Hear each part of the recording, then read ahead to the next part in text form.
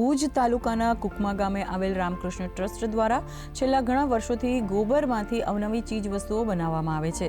તેઓ ગોબરમાંથી 70 થી 75 જેટલી વસ્તુઓ બનાવીને વેચાણ પણ કરે છે। તેઓ ગોબરમાંથી વિવિધ તહેવારોમાં દીવડાઓ, તોરણ, રાખડી અને ગણેશજી પૂજાની થાળી તેમજ ઘડિયાળ અને સુશોભનની અનેક ચીજ વસ્તુઓ બનાવે છે। સાથે જ આ ટ્રસ્ટ દ્વારા લોકોને ગોબરમાંથી ચીજ વસ્તુઓ બનાવવાની તાલીમ પણ આપવામાં આવે છે।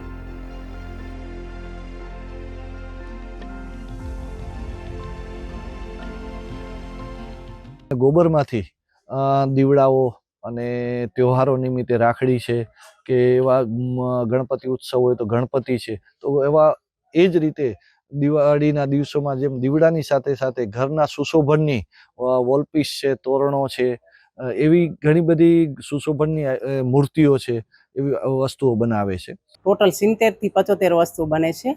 કાચું ગાયનું ગોબર જ લઈ અને કાચામાંથી જ બધું કામ કરીએ છીએ। 40 કિલા ગોબર હોય છે, એમાં 300 ગ્રામ મેંદા લાકડી હોય છે, 5 કિલા ગોબર પાવડર હોય છે।